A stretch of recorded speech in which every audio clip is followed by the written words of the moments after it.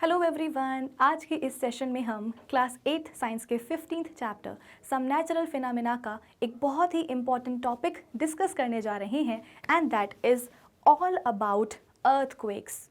Previous session में हमने बात करी थी why do earthquakes occur topic के ऊपर, यानी कि प्रीवियस सेशन में हमने ये समझने की कोशिश करी थी कि भाई ये अर्थक्वेक्स क्यों आते हैं, इनका रूट कॉज क्या होता है। अब रूट कॉज समझने के बाद कुछ 2-3 चीज़ें ऐसी हैं अर्थक्वेक्स के बारे में ही जिनकी इन्फॉर्मेशन होना आपके लिए बहुत ही ज़रूरी है। फॉर एग्जाम्पल, फॉल्ट जोन्स क्या होते हैं, सेस्मोग्राफ क्या होता है, रिक्टर स्केल क्या होती है, और सबसे बड़ी बात प्रोटेक्शन अगेंस्ट अर्थक्वेक्स, यानी कि अगर हमारे जोन में, हमारे एरिया में भूकंप आते हैं, अर्थक्वेक्स आते हैं, तो उन अर्थक्वेक्स से हम अपने आप को कैसे प्रोटेक्ट कर सकते हैं। तो इन्हीं सब पॉइंट्स के ऊपर आज के इस सेशन में हम एकदम डिटेल में चर्चा करने जा रहे हैं। सो आई होप आज के इस सेशन का जो टारगेट है वो सभी को है एकदम क्लियर कि इस सेशन में हम एग्जैक्टली क्या करेंगे। देखो, मैं आपको बता देती हूँ कि आज के सेशन के बाद हमारे चैप्टर का ये जो एक मेजर टॉपिक है अर्थक्वेक्स, ये हम पूरा कवर कर लेंगे। ठीक है, अब और क्लियर हो गया होगा। तो अब फटाफट से अपने सेशन को स्टार्ट कर लेते हैं। So this is Vibhuti Khare, welcome to Magnet Brains, जहाँ पर आपको सभी चैप्टर्स के वीडियो लेक्चर्स मिलते हैं बिल्कुल फ्री ऑफ कॉस्ट। यानी कि मैग्नेट ब्रेन्स में आपको 2 चैप्टर्स पढ़ने के बाद किसी भी तरह का पेमेंट करने की या पैकेज परचेज करने की रिक्वायरमेंट बिल्कुल भी नहीं है, क्योंकि मैग्नेट ब्रेन्स आप सब तक पहुंचा रहा है क्वालिटी एजुकेशन बिल्कुल फ्री ऑफ कॉस्ट। तो इसी अच्छी बात से हम स्टार्ट कर लेते हैं आज का हमारा ये सेशन, जहां पर हम अर्थक्वेक्स के बारे में बहुत सारी इंटरेस्टिंग चीज़ें डिस्कस करेंगे आज इसी सेशन में। ठीक है, तो चलो जल्दी से आ जाते हैं हम आज के सेशन के फर्स्ट सब टॉपिक के ऊपर। सब टॉपिक क्यों बोला? क्योंकि भाई हमारा मेजर टॉपिक क्या है? अर्थक्वेक्स है ना। तो उसके बारे में जितने भी चीज़ें हैं वो सब क्या हो जाएंगी? सब टॉपिक्स हो जाएंगी। चलो, तो फर्स्ट सब टॉपिक क्या है? सेस्मिक जोन्स, या जिनको हम फॉल्ट जोन्स भी बोलते हैं। अब एग्जैक्टली ये फॉल्ट जोन्स क्या होते हैं, चलो देखते हैं। Since earthquakes are caused by the movements of earth's plates, the boundaries of the plates are the weak zones where earthquakes are most likely to occur। अब इसका क्या मतलब हुआ? याद करो प्रीवियस सेशन में जब हमने ये समझा था कि भाई अर्थक्वेक्स कैसे आते हैं, तब मैंने आपको बताया था कि हमारी जो अर्थ है, हमारा जो प्लैनेट अर्थ है, उसको सराउंड करने के लिए एक आउटरमोस्ट लेयर होती है या एक आउटरमोस्ट शेल होता है, और उस शेल को हम क्या बोलते हैं? उस शेल को हम प्यार से बोलते हैं क्रस्ट। क्या बोलते हैं? क्रस्ट। जैसे पिज़्ज़ा का क्रस्ट होता है ना, पिज़्ज़ा की जो पूरी बाउंड्री होती है, उस बाउंड्री को ही हम क्या बोलते हैं? उसका क्रस्ट। वैसे ही हमारा जो प्लैनेट अर्थ है, उस अर्थ को सराउंड करने वाली जो आउटरमोस्ट लेयर होती है, जो आउटरमोस्ट शेल होता है, उसको हम क्या बोलते हैं? अर्थ का क्रस्ट बोलते हैं। और ये क्रस्ट आपको पूरे अर्थ में मिलेगा। ठीक है, लैंड पोर्शन में भी मिलेगा, ओशंस में भी मिलेगा। अब आप बोलोगे कि मैम ओशंस में, समुद्र में हमको अर्थ का क्रस्ट कहाँ मिलता है? देखो, ऐसा होता है कि जैसे ये क्या है? अर्थ का क्रस्ट है। अब इसमें बीच में हो गया एक छोटा सा गड्ढा। ठीक है, ये अर्थ का क्रस्ट है और उसमें हो गया बीच में क्या? एक छोटा सा गड्ढा। और गड्ढा होने के बाद में फिर से हमारी जो अर्थ क्रस्ट है वो ऐसी की ऐसी निकल जाएगी। अब ये जो यहाँ पे छोटा सा गड्ढा हुआ है ना, इसमें पता है क्या होगा? इसमें भर जाएगा ढेर सारा पानी, और पानी भर जाने के बाद पता है ये पानी भरा हुआ गड्ढा क्या कहलाएगा? ये कहलाएगा एक समुद्र। ठीक है, तो कहने को तो, देखने में तो लग रहा है कि काफ़ी छोटा सा गड्ढा, लेकिन छोटा सा गड्ढा नहीं, बहुत बड़ा गड्ढा होता है। तो यहाँ पे आप बोल सकते हो कि ये क्या है? अर्थ का पूरा लैंड पोर्शन है। ठीक है, सपोज यहाँ पे हम खड़े हुए हैं। ठीक है, ये लो, ये हम खड़े हो गए। तो ये क्या है? हम अर्थ के लैंड पोर्शन पे खड़े हैं। तो जहाँ हम खड़े हैं लैंड पोर्शन पर, लैंड पोर्शन में भी क्या है? अर्थ का क्रस्ट है। हमारे सामने जो हमको समुद्र दिखाई दे रहा है, तो देखने में तो हमको सिर्फ और सिर्फ पानी ही नज़र आएगा, लेकिन पानी के एकदम डेप्थ में जाओगे, ओशन बेड में जाओगे, तो ओशन बेड में आपको बेसिकली क्या मिलने वाला है? अर्थ का क्रस्ट ही मिलने वाला है। अर्थ क्रस्ट बस ऐसे ऐसे जा रही थी, बीच में गड्ढा हो गया, गड्ढे से निकल करके वापस से क्या हुआ? अर्थ क्रस्ट चली गई। तो अर्थ क्रस्ट तो आपको ओशन के नीचे भी मिलने वाली है। आई बात समझ में? इसीलिए मैंने बोला था कि अर्थ क्रस्ट क्या है? पूरे ही अर्थ प्लैनेट का एक आउटरमोस्ट शेल है, एक आउटरमोस्ट लेयर है। ठीक है ना, इतना समझ में आया? अब देखो, मैंने आपको ये भी बताया था कि जो अर्थ क्रस्ट होती है वो देखने में हमको ऐसा लगता है कि एक सिंगल प्लेट है ना, सिंगल पीस है, जबकि ऐसा नहीं होता है। अर्थ क्रस्ट बहुत सारी पीसेस की बनी होती हैं। जैसे कि हमारे घर में जो फर्श होता है, जो फ्लोर होता है, जिसमें कि टाइल्स लगी होती हैं, तो कहने को तो एक सिंगल फ्लोर है। मतलब अगर आप एक कमरे का फ्लोर देखोगे तो देखने में तो आपको एक सिंगल फ्लोर दिखाई देगा, एक सिंगल पीस दिखाई देगा आपको फ्लोर का। आपके रूम का जो फ्लोर है वो आपको एक सिंगल पीस में दिखाई देगा। लेकिन असलियत में हमको पता है कि ये जो फर्श बना है ये कैसे बना है, बहुत सारी टाइल्स को जोड़ जोड़ के बना है।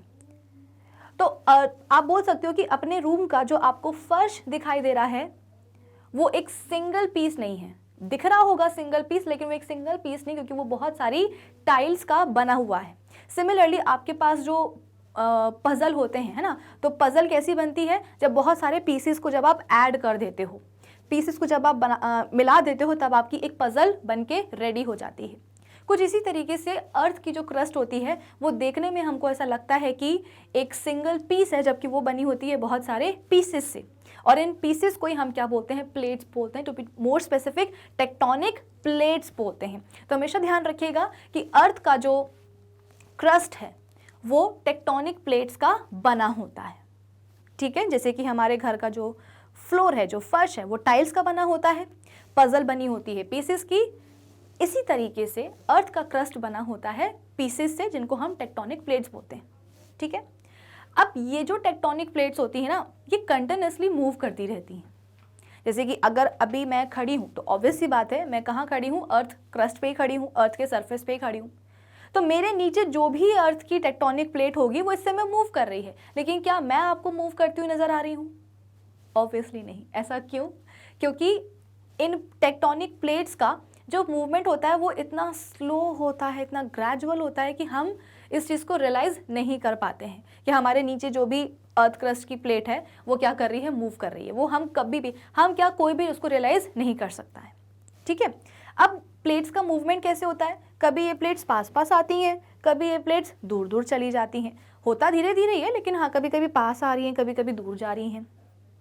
अब एक पॉसिबिलिटी ये भी होती है कि एक प्लेट दूसरे प्लेट को क्या कर रही हो, स्लाइड पास कर रही हो। यानी कि एक प्लेट, इसको समझने की कोशिश करेगा, जैसे कि एक प्लेट ये है और दूसरी प्लेट ये है, तो ये वाली प्लेट क्या कर रही है, इस वाली प्लेट को ऐसे रगड़ते हुए आगे जा रही है या पीछे जा रही है। मतलब ये वाली आगे जा रही है और ये वाली पीछे जा रही है। तो दिखने में तो हमको ऐसा लगता है कि ये जो मूवमेंट हो रहा है ये तो काफ़ी स्मूथ है, इसमें क्या दिक्कत है। लेकिन मैं आपको बताऊं, ये जो मूवमेंट हो रहा है ना, यही रूट कॉज होता है अर्थक्वेक का। जिन बच्चों ने प्रीवियस सेशन देखा होगा उनको ये बात पता होगी। ऐसा क्यों इस मूवमेंट से, भाई जब एक प्लेट दूसरे टेक्टोनिक प्लेट को क्या कर रही है, स्लाइड पास कर रही है, तो क्यों अर्थक्वेक्स आते हैं? वो इसलिए क्योंकि प्लेट्स का जो एज होता है वो बहुत ही रफ होता है। जैसे कि अगर मैं इसको ड्रॉ करके बताऊं आपको, तो जैसे कि ये एक प्लेट है, तो इसका जो एज है वो आप देख सकते हो कि कितना रफ है। अब इसी तरीके से मैं एक दूसरी प्लेट भी बना देती हूँ, और इसका सरफेस, मतलब इसका जो एज है वो भी आपको काफ़ी रफ दिखाई दे रहा होगा, है ना। तो अगर आप अपने एक पाम को दूसरे पाम से क्या करोगे, स्लाइड पास करवाओगे, तो ये जो मूवमेंट होगा ये काफ़ी स्मूथ होगा। लेकिन अगर आप अपनी फिंगर्स को क्या करवाओगे, एक हाथ की फिंगर्स को दूसरे हाथ की फिंगर्स से स्लाइड पास करवाओगे, तो ये मूवमेंट काफ़ी डिफिकल्ट होने वाला है। क्यों होने वाला है? क्योंकि आप देख सकते हो कि यहाँ पे जो आप बोल सकते हो कि जो सरफेस है ये काफ़ी रफ है ना। तो बिल्कुल ऐसे घसीटते हुए, रगड़ते हुए फिंगर्स क्या करेंगी, एक दूसरे को पास करेंगी। कुछ इसी तरीके से दो टेक्टोनिक प्लेट्स जब आपस में क्या करती हैं, एक दूसरे को क्रॉस करती हैं, तो उनके जो भी रफ सरफेसेस होते हैं, है ना, उनकी जो भी रफ सरफेसेस होते हैं वो आपस में क्या होते हैं, फंस जाते हैं। आप देख सकते हो कि जब ये वाली प्लेट इस वाली प्लेट को क्या कर रही है, स्लाइड पास कर रही है, तो इनके सरफेस पे जो भी आप बोल सकते हो कि रफनेस है, जो रफ सरफेसेस हैं इनके, वो क्या कर रहे हैं, आपस में फंस जा रहे हैं, एंटेंगल हो जा रहे हैं। अब क्या होगा, ये जो उलझन में फंसे हुए हैं रफ सरफेसेस, इनको क्या करना पड़ेगा, उलझन से निकलना भी पड़ेगा। तो उलझन से निकलने के लिए क्या होता है, बहुत सारी एनर्जी लग जाती है, और फाइनली जब ये उलझन खुलती है तो बहुत सारी एनर्जी रिलीज होती है, और ये जो एनर्जी है ये वाइब्रेशंस के फॉर्म में रिलीज होती है और ये वाइब्रेशंस वेव्स के फॉर्म में ट्रैवल करते हैं और इन्हीं वाइब्रेशंस को तो हम क्या बोलते हैं, अर्थक्वेक्स बोलते हैं। आई बात समझ में? इसीलिए मैंने बोला था कि ये जो स्लाइड पास वाला मूवमेंट हो रहा है ना टेक्टोनिक प्लेट्स का, यही कारण है क्या, मेन कारण है क्या अर्थक्वेक्स का, कि इन प्लेट्स के जो एजेस होते हैं वो बहुत ही रफ होते हैं। तो जब ऐसे जब दो प्लेट्स के रफ सरफेसेस आपस में आकर के बेसिकली उलझ जाते हैं, जब ये सुलझते हैं, आसान शब्दों में एकदम बता रही हूँ मैं आपको ताकि हमेशा याद रहे कि टेक्टोनिक प्लेट्स के जब एक दूसरे को क्या करती हैं, प्लेट्स स्लाइड पास करती हैं, तो दोनों ही प्लेट्स के जो रफ सरफेसेस हैं वो आपस में उलझ जाते हैं। उलझने के लिए एनर्जी लगती है और जब ये रफ सरफेसेस सुलझते हैं तो बहुत सारी एनर्जी रिलीज होती है और यही एनर्जी वाइब्रेशंस के फॉर्म में क्या करती है, आप बोल सकते हो कि ट्रैवल करती है और यही एकदम स्ट्रॉन्ग वाइब्रेशंस क्या करते हैं, अर्थक्वेक्स लेकर के आते हैं।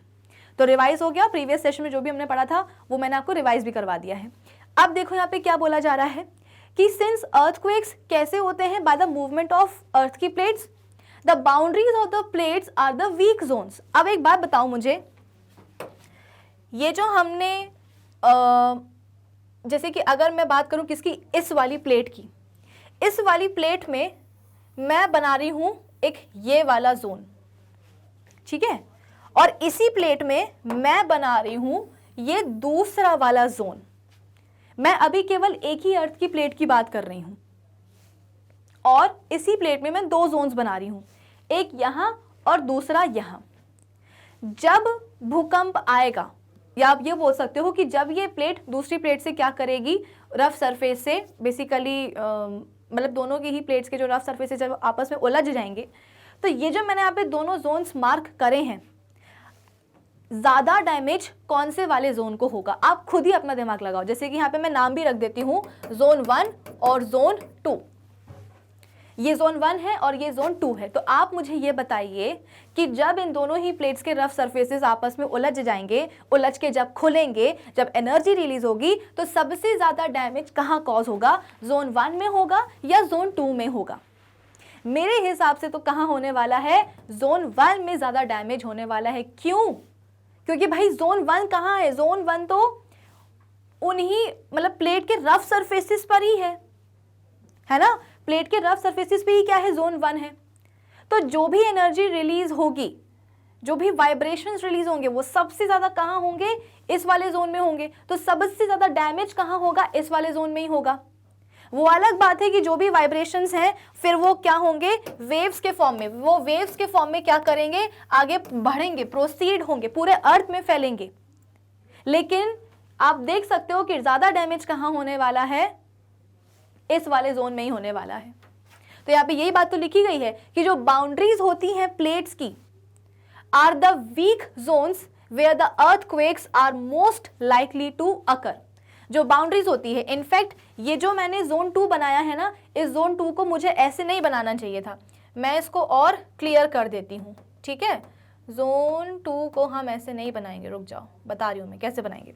जोन 2 को हम ऐसे बना सकते हैं, ऐसे, या और अच्छे से देख लो, ये आई बात समझ में। तो ये क्या है, ये है पूरा अपना जोन 2 और ये है पूरा क्या, अपना जोन 1। तो शायद अब आपको और क्लियरली समझ में आ रहा होगा कि टेक्टोनिक प्लेट्स की जो बाउंड्रीज होती हैं वो वीक जोन्स होती हैं, क्योंकि अल्टीमेटली ये बाउंड्रीज कैसी होती हैं, रफ होती हैं। और बाउंड्री का ही रफ सरफेस क्या होता है, दूसरी प्लेट के रफ सरफेस से जाकर के उलझ जाता है।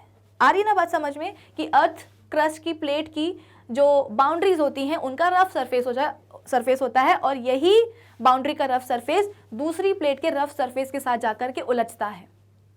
तो इसका मतलब क्या, ये होगा काफ़ी वीक जोन, कि बाउंड्रीज जो होती हैं प्लेट की वो वीक जोन्स होते हैं, where earthquakes are more likely to अकर।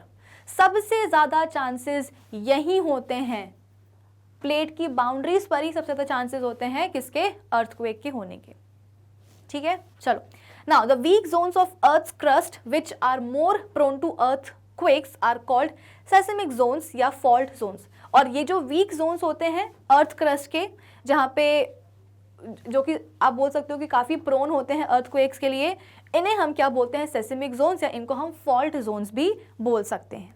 ठीक है। Most major earthquakes occur in the well defined seismic zones called earthquake belts.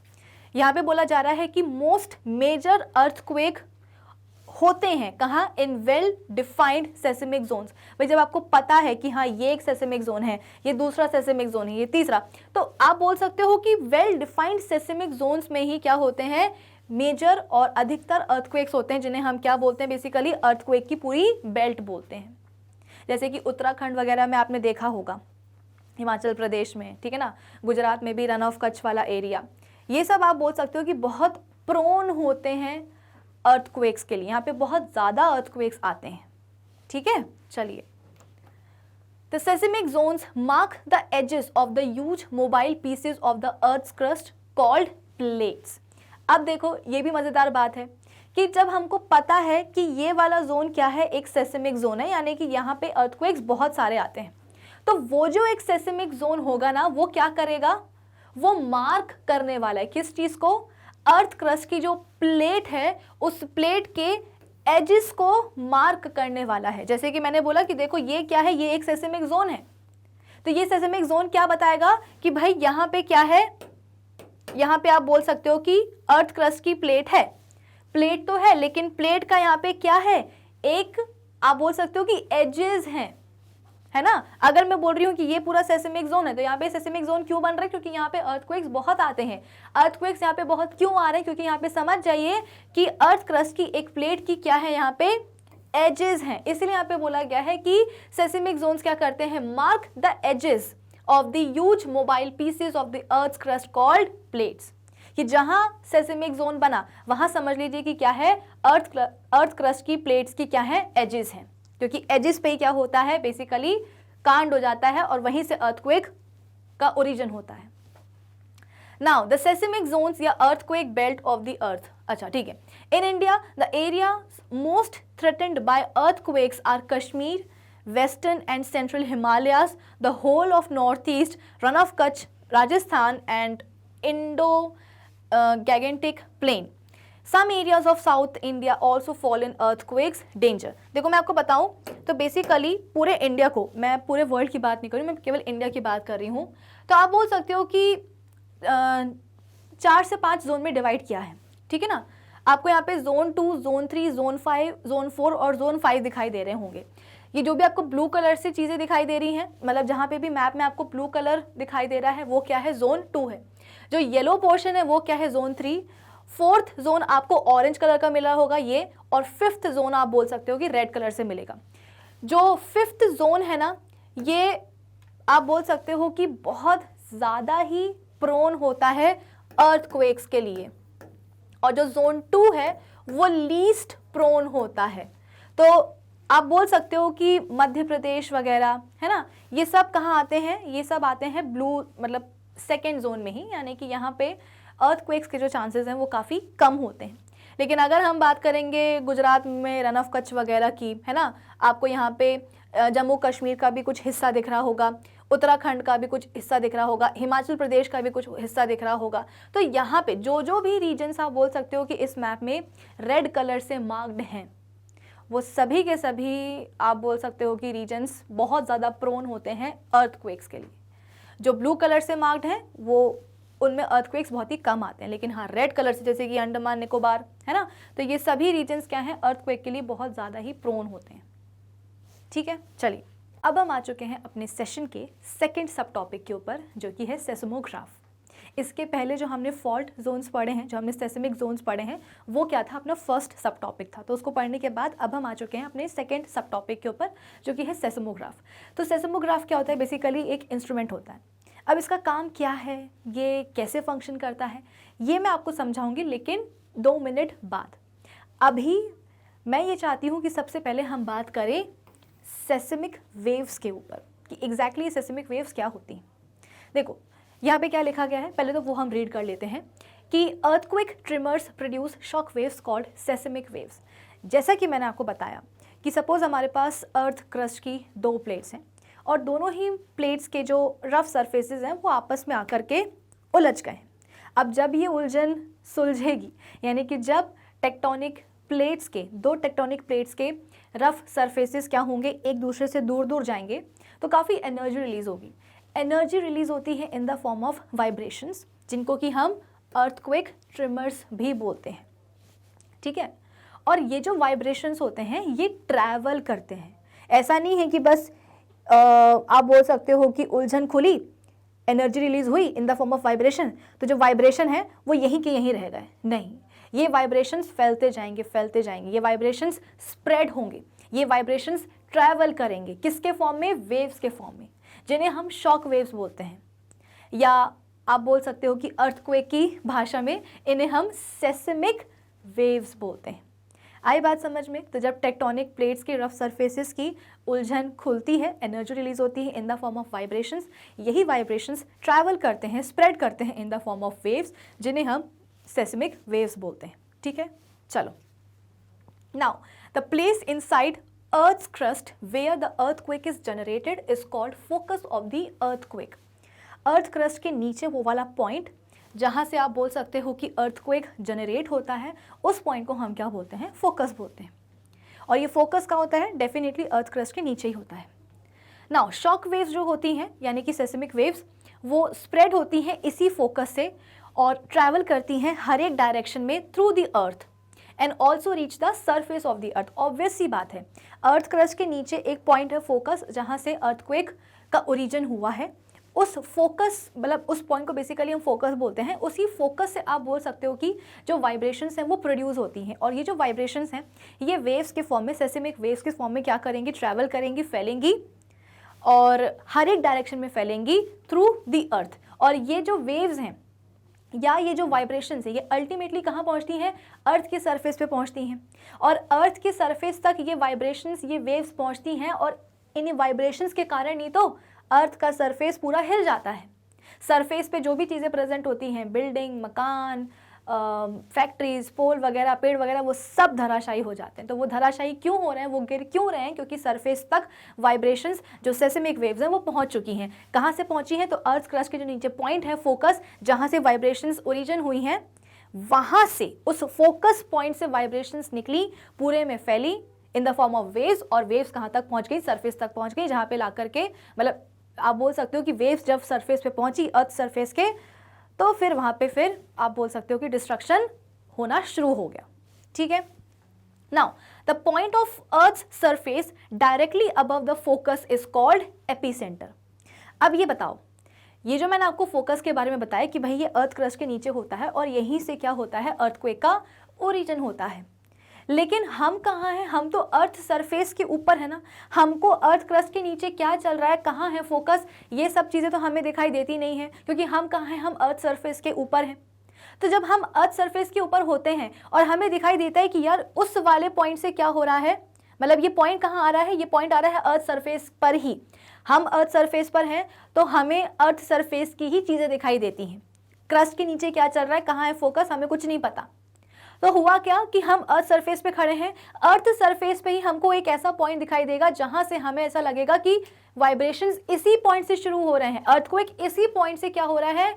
Originate हो रहा है। तो उस पॉइंट को जो कि अर्थ सरफेस पे आता है और जिसे देखने पे लगता है कि भाई इसी से क्या हो रहा है, वाइब्रेशंस या सेस्मिक वेव्स जो है प्रोड्यूस हो रही हैं, उस पॉइंट को ऑन द अर्थ सरफेस हम क्या बोलते हैं? एपिसेंटर बोलते हैं। और फोकस और एपिसेंटर बिल्कुल एक दूसरे के नीचे आते हैं, यानी कि अर्थ सरफेस पे आया एपिसेंटर और उसके जस्ट नीचे अर्थ क्रस्ट में क्या पाया जाता है? फोकस पाया जाता है।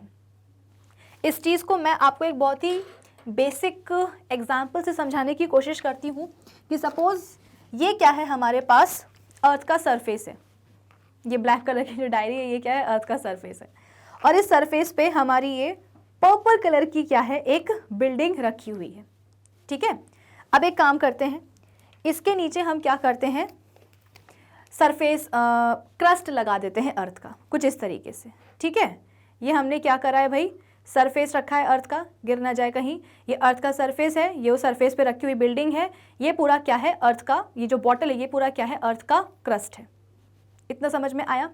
अब एक काम करते हैं, ज़्यादा ज़ोर से नहीं मारूंगी, नहीं तो पता चला सब नीचे गिर गया। अब जब मैं ये पूरा आपको सिस्टम समझ में आया ना, ये सरफेस है, ये उसके ऊपर रखी बिल्डिंग है, ये पूरा क्या है भाई सरफेस, अर्थ के सरफेस के नीचे क्या होगा, अर्थ का पूरा क्रस्ट ही तो होगा ना, तो ये पूरा क्या है, बॉटल क्या है, अर्थ का क्रस्ट ही है। अब क्रस्ट में ये जो पॉइंट है, इस पॉइंट को मैं क्या करती हूँ, थोड़ा सा मारती हूँ। तो जब मैंने इसको मारा तो हुआ क्या, पूरा का पूरा जो ये जो सरफेस है अर्थ का, ये ऐसे ऐसे हिलने लगा, वाइब्रेट हुआ कि नहीं हुआ, फिर से देखो, यह भी पूरा स्टेबल है। अब मैं क्या कर रही हूँ, इसको ऐसे मार रही हूँ, तो देखो क्या हो रहा है, पूरा का पूरा जो अर्थ का सरफेस है वो हिल रहा है। ना सिर्फ अर्थ का सरफेस हिल रहा है, बल्कि अर्थ के सरफेस पे रखी हुई जो बिल्डिंग है ये भी क्या कर रही है, ऐसे ऐसे ऐसे ऐसे हिल रही है, ये देखो। ठीक है, हम सपोज यहाँ खड़े हैं, हमको देखने पे ऐसा लगेगा कि यार ये जो बिल्डिंग है, बिल्डिंग के सरफेस, मतलब बिल्डिंग जिस सरफेस पे है, अर्थ के सरफेस पे है, बिल्डिंग जिस पॉइंट पर है, उस पॉइंट से क्या हो रहा है, वाइब्रेशंस निकल रही हैं। देखो ना, मार रही हूं मैं नीचे से, लेकिन देखने पे हमको ऐसा लगेगा कि अर्थ सरफेस पर बिल्डिंग जिस पॉइंट पे है, उस पॉइंट से क्या हो रहा है, वाइब्रेशंस निकल रही हैं। तो जो हमें लग रहा है, जिस पॉइंट के लिए हमें लग रहा है ऑन दी अर्थ का सरफेस कि यहाँ से क्या हो रहा है, वाइब्रेशंस निकल रही हैं, उसको हम क्या बोलते हैं, एपिसेंटर। लेकिन वाकई में वाइब्रेशंस कहाँ से आई थी, अर्थ क्रस्ट के नीचे ये जो पॉइंट है, जो बॉटल का ढक्कन है, पूरी बॉटल क्या है, अर्थ का क्रस्ट है, और जिस ढक्कन से वाइब्रेशंस आ रही हैं वो क्या है, वो अर्थ क्रस्ट का फोकस है। तो दरअसल वाइब्रेशंस आ रही थी फोकस से, लेकिन क्योंकि हम अर्थ के सरफेस पे खड़े थे, बिल्डिंग अर्थ के सरफेस पे थी, तो हमको लगा कि आप बोल सकते हो कि जो वाइब्रेशन है वो कहाँ से आ रही है, अर्थ सरफेस के इस वाले पॉइंट से आ रही हैं, जबकि वो आ रही थी नीचे से। अब आई बात समझ में कि नहीं आई, ये घर पे भी आप एक्टिविटी परफॉर्म करके देख सकते हो और ज़्यादा अच्छे से देख सकते हो। वहाँ यहाँ तो मैं अगर मैं ज़ोर से मारूंगी ना तो सब नीचे ही गिर जाएगा। आई आपको बात समझ में। तो जैसे कि यहाँ पे आपको डायग्राम से भी समझाने की कोशिश चल रही है कि यहाँ पे आपके पास सपोज अर्थ की 2 प्लेट्स आ गई हैं, और चलो इन दोनों ही प्लेट्स का जो रफ सरफेस है उनके बीच में हम क्या करते हैं, थोड़ा सा उलझन पैदा कर देते हैं। तो दोनों ही अर्थ की प्लेट्स, ये एक प्लेट है और ये सपोज दूसरी प्लेट है, ठीक है। तो दोनों ही प्लेट्स के रफ सरफेसेस के बीच में क्या हुई है, उलझन हुई है। दोनों ही रफ सरफेसेस आपस में आकर के उलझ गए हैं। जब ये सुलझेंगे तो एनर्जी रिलीज होगी in the form of vibrations, ठीक है। तो हुआ क्या कि ये एक पॉइंट आपको नजर आ रहा होगा, इस पॉइंट से हम बोल रहे हैं कि एनर्जी रिलीज हो रही है in the form of vibrations. ये पॉइंट कहाँ है, अर्थ क्रस्ट के नीचे है ना, deep inside the earth crust है। तो इस पॉइंट को हम क्या बोलेंगे भाई, इसको हम बोलेंगे फोकस। अब जो भी फोकस से वाइब्रेशंस रिलीज हो रहे हैं, वो वाइब्रेशंस आप बोल सकते हो कि वेव्स के फॉर्म में, ये जो कॉन्सेंट्रिक सर्कल्स मैं बना रही हूँ, ये कॉन्सेंट्रिक सर्कल्स बेसिकली क्या हैं, ये वेव्स हैं। तो फोकस से जो भी वाइब्रेशंस प्रोड्यूस हुए हैं, ये वाइब्रेशंस वेव्स के फॉर्म में, जिनको हम सेस्मिक वेव्स कहते हैं, वेव्स के फॉर्म में क्या करने वाले हैं, सभी के सभी फैलने वाले हैं हर एक डायरेक्शन में, ठीक है। और अल्टीमेटली ये जो वेव्स हैं ये कहाँ पहुँचेंगी, ये पहुँचेंगी अर्थ के सरफेस पर, और अर्थ के सरफेस पे जो भी रखा होगा वो सब ऐसे ऐसे ऐसे ऐसे कांपने लग जाएगा। अब अर्थ के सरफेस पे सपोज हम कहाँ खड़े हैं, हम यहाँ खड़े हैं, हम खड़े हैं यहाँ, खड़े हो गए। अब हमको ऐसा क्या लग रहा है देखने में कि यार ये वाला जो पॉइंट है अर्थ सरफेस पर, इसी से क्या हो रहा है, वाइब्रेशंस निकल रही हैं। वाइब्रेशंस तो अर्थ क्रस्ट के नीचे ये जो फोकस है ना, यहाँ से निकल रही थी, लेकिन हम तो सरफेस पे खड़े हैं, हमें क्या पता कि क्रस्ट के नीचे क्या चल रहा है। हमको क्या लगा देखने पे कि यार सरफेस पे, अर्थ की सरफेस पे ये वाला जो पॉइंट है ना, इस वाले पॉइंट से क्या हो रहा है, बहुत सारी वाइब्रेशंस प्रोड्यूस हो रही हैं। यानी कि इसी पॉइंट से क्या हो रहा है, अर्थक्वेक का ओरिजिनेट हो रहा है अर्थक्वेक। इसका मतलब क्या कि यही पॉइंट होगा क्या, इसी पॉइंट को हम बोलेंगे एपिसेंटर। तो आप बोल सकते हो कि अर्थ सरफेस का वो वाला पॉइंट जिसको देख करके लगता है कि भाई वाइब्रेशंस यहीं से आ रही हैं, यहीं से अर्थक्वेक का ओरिजिन हो रहा है, उस पॉइंट को हम बोलते हैं एपिसेंटर। और उस एपिसेंटर के जस्ट नीचे अर्थ क्रस्ट में क्या होता है, फोकस, जहां से एक्चुअली में वाइब्रेशंस प्रोड्यूस होती हैं, और ये वाइब्रेशंस सेस्मिक वेव्स के फॉर्म में ट्रैवल करती हैं in all the directions through the अर्थ। और अल्टीमेटली ये जो वेव्स हैं, ये जो वाइब्रेशंस हैं, ये कहाँ पहुँचती है, अर्थ की सरफेस तक पहुँचती हैं, और अर्थ के सरफेस को जाकर के पूरा हिला करके रख देती हैं। सॉर्टेड। चलिए, तो फोकस और एपिसेंटर क्या होता है वो मैंने आपको समझा दिया। अब हम बात करते हैं और आगे की। हाँ, तो हमें पढ़ना क्या था, हमें सेस्मोग्राफ पढ़ना था।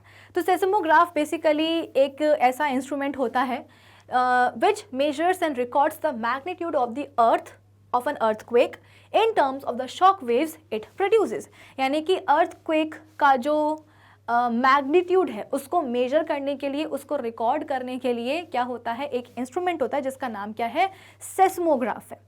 अब सवाल ये है कि मैम ये तो समझ में आ गया भाई, सीधी सी बात है ना, हमें पता करना है कि इस जोन में या ये वाले जोन में अर्थक्वेक आया है तो कितने मैग्नीट्यूड का आया है, कितनी आप बोल सकते हो कि इंटेंसिटी का आया है। तो उसको नापने के लिए हमें कोई ना कोई इंस्ट्रूमेंट चाहिए है। तो जो इंस्ट्रूमेंट होता है अर्थक्वेक के मैग्नीट्यूड को नापने के लिए, रिकॉर्ड करने के लिए, उसको हम बोलते हैं सेस्मोग्राफ। लेकिन मुद्दा ये है कि आखिर इसका नाम सेस्मोग्राफ क्यों रखा गया है, कुछ और नाम क्यों नहीं रखा गया? क्योंकि बेसिकली ये जो इंस्ट्रूमेंट है ना, ये क्या करने वाला है, अर्थक्वेक के कारण जो प्रोड्यूस होती हैं सेस्मिक वेव्स, उन्हीं सेस्मिक वेव्स को ये बेसिकली रिकॉर्ड करने वाला है, उन्हीं सेस्मिक वेव्स को ये मेजर करने वाला है।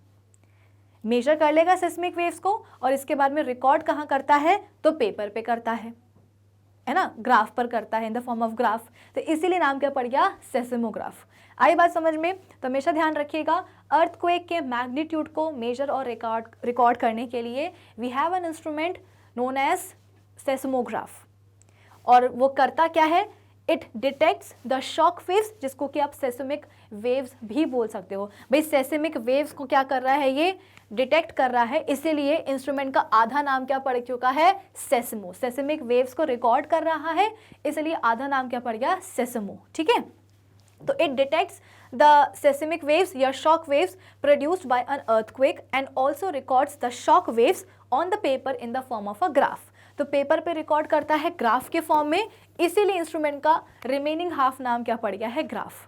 तो सेस्मोग्राफ क्या होता है, अब तो आप नाम से ही बता दोगे कि ये एक ऐसा इंस्ट्रूमेंट है जो कि अर्थक्वेक के मैग्नीट्यूड को मेजर करता है, रिकॉर्ड करता है। कैसे करता है, तो ये सेस्मोग्राफ इंस्ट्रूमेंट अर्थक्वेक के कारण प्रोड्यूस्ड हुई सेस्मिक वेव्स को या शॉक वेव्स को मेजर करता है और रिकॉर्ड करता है। रिकॉर्ड कहाँ करता है, on the paper in the form of a graph, इसलिए नाम पड़ गया क्या, सेस्मोग्राफ।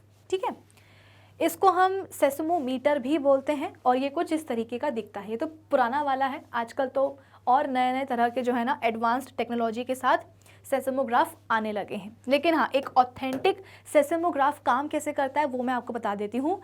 काम करने के पहले सेस्मोग्राफ का पूरा अपैरेटस क्या होता है वो भी हमारे लिए डिस्कस करना इंपॉर्टेंट है। देखो, a seismograph consists of a heavy weight like a heavy metal ball suspended from a support with the help of a strong wire. तो जैसे कि यहाँ पे आपको एक GIF से समझ में आ रहा होगा और ये बहुत ही बेहतरीन GIF है। इस GIF को देख करके ना बेसिकली दो इंटरप्रिटेशंस निकलते हैं कि जैसे कि मैं आपको समझाने की कोशिश कर रही हूँ कि एक सेस्मोग्राफ कैसे काम करता है।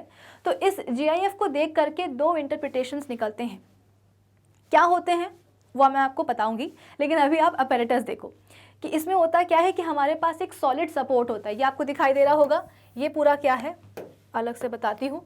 ये पूरा क्या है, हमारे सेस्मोग्राफ का एक सॉलिड सपोर्ट है।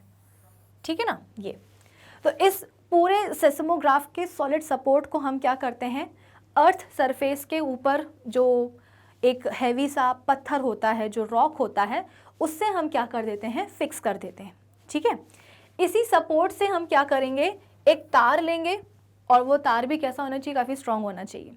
तार लेंगे और तार के दूसरे वाले एंड पे हम क्या करते हैं, एक बहुत ही हैवी, आप बोल सकते हो कि वज़न टांग देते हैं, सस्पेंड करा देते हैं। वो वज़न क्या हो सकता है, काफ़ी एक हैवी मेटल की बॉल हो सकती है क्या, होती ही है। तो आपको सिस्टम समझ में आया कि आपके पास एक काफ़ी सॉलिड सपोर्ट है सेस्मोग्राफ का, जिसको कि आपने एक सॉलिड रॉक के साथ, जो कि अर्थ सरफेस पर ही है, उस सॉलिड रॉक के साथ में क्या कर चुका है, फिक्स कर दिया है आपने। फिर इस सपोर्ट से आपने एक तार टांगा है और उस वायर पे, उस तार पे आपने क्या कर दिया है, एक हैवी, बहुत ही ज़्यादा हैवी मेटल की बॉल जो है ना सस्पेंड करा दी है। इनफैक्ट ये जो बॉल है ना, बॉल के नीचे एक छोटा सा पेन भी लगा होता है। ठीक है, और इस पेन के नीचे क्या होता है, पेन के नीचे आप बोल सकते हो कि एक ऐसा रोलर होता है, इसको मैं ठीक से बनाती हूँ। पेन के नीचे आप बोल सकते हो कि ऐसा एक रोलर होता है, एक ड्रम होता है, और इस ड्रम के ऊपर आप बोल सकते हो कि एक क्या लगा होता है, पेपर लगा होता है। क्या लगा होता है, पेपर। तो एक सॉलिड सपोर्ट है जिसको कि रॉक से बांधा, मतलब फिक्स किया गया है, तार लटका दिया है, तार के नीचे आप बोल सकते हो कि एक हैवी मेटल की बॉल लगा दी है, बॉल के भी नीचे हमने एक पेन फंसाया है, पेन के नीचे क्या है, एक ड्रम है, ड्रम के ऊपर क्या लपेटा हुआ है, पेपर हमने लपेटा हुआ है। ठीक है, तो अपैरेटस मैंने आपको समझा दिया। अब इस जीआईएफ को देख करके दो इंटरप्रिटेशंस क्या निकलते हैं वो मैं आपको बताती हूँ। कुछ बच्चे ये सोचते हैं कि ये बहुत बढ़िया काम किया है सेस्मोग्राफ के लिए, कि तार से हमने एक क्या करा है, मेटल की जो बॉल है उसको टांग दिया है। तो अब क्या होगा, जब अर्थक्वेक आएगा, जब वाइब्रेशंस होंगी, तो ये जो मेटल की बॉल टंगी हुई है ये भी क्या करेगी, ऐसे ऐसे ऐसे ऐसे करके वाइब्रेट करेगी। भाई अर्थक्वेक आया है, पूरा का पूरा जो अर्थ का सरफेस है वो क्या कर रहा है, मतलब एक जोन में जहाँ पे अर्थक्वेक ने हिट किया है तो उस जोन का जो आप बोल सकते हो कि जो अर्थ सरफेस होगा वो वाइब्रेट करेगा। तो अर्थ के सरफेस पे ही तो हमने क्या रखा हुआ है, सेस्मोग्राफ रखा हुआ है। तो अगर अर्थ का सरफेस क्या कर रहा है, वाइब्रेट कर रहा है सेस्मिक वेव के कारण, तो उससे क्या होगा कि सेस्मोग्राफ की जो बॉल होगी ये भी क्या करेगी, ऐसे ऐसे करके वाइब्रेट करेगी। बॉल के नीचे हमने क्या करा है, एक पेन लगा करके रखा है।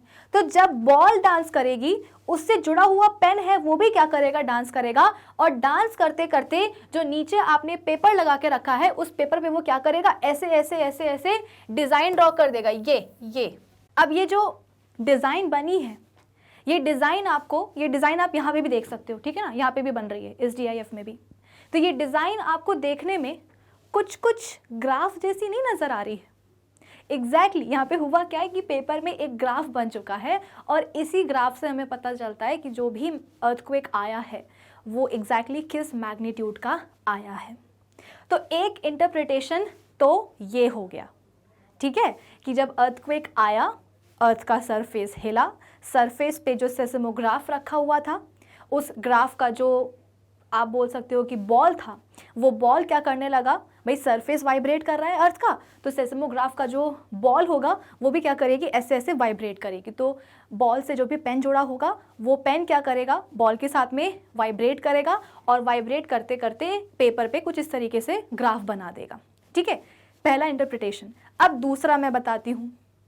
दूसरा इंटरप्रिटेशन ये है कि जब अर्थक्वेक आया तो डेफिनेटली अर्थ का सरफेस हिला, सरफेस पे ये जो हमने पूरा का पूरा सेस्मोग्राफ रखा हुआ है ये ग्राफ भी हिला, ये ग्राफ भी क्या हुआ, वाइब्रेट हुआ, लेकिन ये जो बॉल हमने टांगी हुई है ये नहीं हिली। आ रही है बात समझ में, कि अर्थक्वेक आया, अर्थ का सरफेस वाइब्रेट हुआ, सरफेस पे जो हमने सेस्मोग्राफ रखा है पूरा का पूरा ये भी क्या करने लगा, ऐसे ऐसे वाइब्रेट करने लगा, लेकिन सेस्मोग्राफ में ये जो हमने बॉल टांग के रखी है ये बॉल वाइब्रेट नहीं कर रही है। हाँ, इस बॉल के नीचे जो आपने ड्रम में पेपर फंसा करके रखा है वो क्या कर रहा है, ऐसे ऐसे ऐसे ऐसे वाइब्रेट कर रहा है। तो जब वो वाइब्रेट करेगा, भाई बॉल के नीचे तो आपका पेन है ना, ये देखो बॉल के नीचे क्या है, बॉल के नीचे पेन है, ठीक है, तो पेन के नीचे जो भी पेपर है जब वो ऐसे ऐसे ऐसे वाइब्रेट करेगा तो पेपर पे क्या होने वाला है, अपने आप पेन की मदद से एक ग्राफ बनने वाला है, एक डिजाइन बनने वाली है, एक ग्राफ बनने वाला है। तो आपको क्या लगता है दोनों ही इंटरप्रिटेशंस में से कौन सी वाली सही है? पहली ये बोलती है कि सेस्मोग्राफ की जो बॉल है वो वाइब्रेट कर रही है, और दूसरी इंटरप्रिटेशन ये है कि बॉल वाइब्रेट नहीं कर रही है, पूरा का पूरा जो सेस्मोग्राफ है वो वाइब्रेट कर रहा है, जो पेपर हमने नीचे रखा है वो वाइब्रेट कर रहा है। कौन सी वाली सही है? इस DIF को एकदम ध्यान से देखो, एकदम ध्यान से देखो, आपको आपका जवाब मिल जाएगा। मेरे हिसाब से तो जो सेकंड वाली इंटरप्रिटेशन है वो बिल्कुल सही है। अगर आप GIF को ध्यान से देखोगे आपको दिखाई देगा ये पूरा का पूरा जो सेस्मोग्राफ है इसका जो तार है वो तक हिल रहा है, लेकिन जो बॉल है वो बिल्कुल ऐसी है, बॉल को नहीं हिलना है, ताकि बॉल से जुड़ा हुआ पेन है वो भी ना हिले, और जो पेपर है वो हिलता जा रहा है, और हिलते हिलते हिलते हिलते पेपर पे पूरा ग्राफ बन चुका है। आई बात समझ में? तो यही रीज़न होता है कि हम यहाँ पे जो बार बार बोल रहे हैं ना कि हम एक हैवी वेट लटका देते हैं तार से, वायर से, तो वो जो हैवी वेट, वो जो हमने हैवी मेटल की बॉल लटकाई है उस बॉल को हम हल्का भी तो बना सकते थे, हैवी क्यों बनाई है? क्योंकि जितना हैवी कोई सब्सटेंस होता है उतना ही ज़्यादा उसका इनर्शिया होता है। इनर्शिया हमने फिजिक्स में पढ़ा है कि फिजिक्स की लैंग्वेज में इनर्शिया मतलब क्या? आलस। एक ऑब्जेक्ट का आलसीपन उसका इनर्शिया होता है। एक छोटे से बच्चे से आप कितना भी काम करवा सकते हो कि बेटा जाके पानी ले आना, बेटा ये उठा देना, बेटा वो उठा देना, वो दौड़ दौड़ के सारे काम कर लेता है। लेकिन अगर कोई एक मोटा सा आदमी आ जाए आपके घर में, एक मोटा सा इंसान आ जाए आपके घर में, उसको अगर हम जाकर के बोलेंगे कि भाई आप अपने लिए ही किचन में जाकर के खाना बना लीजिए, नहीं उठने वाला वो। तो जितना ज़्यादा वजन उतना ही ज़्यादा इनर्शिया, यानी कि ना अपनी आप बोल सकते हो कि स्टेट को चेंज करने की जिद। आई बात समझ में? तो ये मेटल का बॉल काफ़ी हैवी होता है, इसका इनर्शिया बहुत ज़्यादा होता है, जिसके कारण जब अर्थक्वेक आता है, वाइब्रेशंस होती हैं, तो उस वाइब्रेशन से ये हिलता नहीं है। लेकिन जो बाकी की चीज़ें होती हैं वो हिल जाती हैं। नीचे का जो पेपर है वो हिल जाता है, वो वाइब्रेट करने लगता है, जिसके कारण एक सुंदर सा ग्राफ बन के रेडी हो जाता है पेपर पे। ठीक है, चलो ये भी आपको एक ऐसा ही आप बोल सकते हो कि सेस्मोग्राफ नज़र आ रहा होगा। देखो जैसे ही वाइब्रेशंस आ रहे हैं तो किस तरीके से ये पेन, देखो ये रोलर है और इसके ऊपर पूरा का पूरा जो पेपर है वो हमने लपेट करके रखा है। ठीक है, जैसी वाइब्रेशंस आएंगी तो आप देख सकते हो कि किस तरीके से ये जो पेन है ये क्या कर रहा है, इस पूरे पेपर के ऊपर एक ग्राफ बना रहा है। देखो अभी फिर से बनेगा, ये आया वाइब्रेशन, ये देखो बना ग्राफ कि नहीं बना, कुछ इस तरीके से। ठीक है, चलो now the support is attached to the base of a seismograph, and the base of a seismograph is fixed rigidly to a solid rock on the surface of the earth. जो पेन है it is attached to the lower end of the hanging heavy weight. This pen can trace lines on a graph paper wound around a rotating drum which lies beneath it. The purpose of using a freely suspended heavy weight is that being heavy it has a lot of inertia and hence it remains stationary during an earthquake. तो heavy जो हमने metal की ball ली है उसका purpose क्या है कि उसका इनर्शिया बहुत ज़्यादा होगा, ताकि जब अर्थक्वेक आएगा तो वो स्टेशनरी रहेगी, वो अपने स्टेट को चेंज नहीं करेगी। स्टेट ऑफ रेस्ट पे है तो स्टेट ऑफ रेस्ट भी रहेगी, मोशन में नहीं आएगी, वाइब्रेट नहीं करेगी। So when the rest of seismograph including its surface fixed to the earth shakes or vibrates during an earthquake, तो भाई पूरा का पूरा जो सेस्मोग्राफ है वही अर्थ सरफेस के साथ हमने क्या करा है, जोड़ के रखा है, फिक्स करके रखा है। जब सरफेस आप बोलते हो कि वाइब्रेट करेगा तो सेस्मोग्राफ का जो सपोर्ट होगा वो भी वाइब्रेट करेगा। इनफैक्ट जो आपने तार लटका के रखा है वो भी वाइब्रेट करेगा, लेकिन बॉल नहीं करने वाली क्योंकि उसका इनर्शिया है काफ़ी ज़्यादा। When an earthquake occurs, the earth starts shaking, due to which the base of seismograph fixed to the earth also starts shaking. तो जब एक earthquake आता है तो जो अर्थ है वो क्या करने लगती है, शेक करने लगती है, जिसके कारण जो सेस्मोग्राफ का बेस है वो भी शेक करने लगता है। बट जो फ्रीली सस्पेंडेड हैवी वेट होता है जो उसके साथ पेन अटैच्ड है वो बेसिकली शेक नहीं करता है और वो सस्पेंडेड ही रहता है।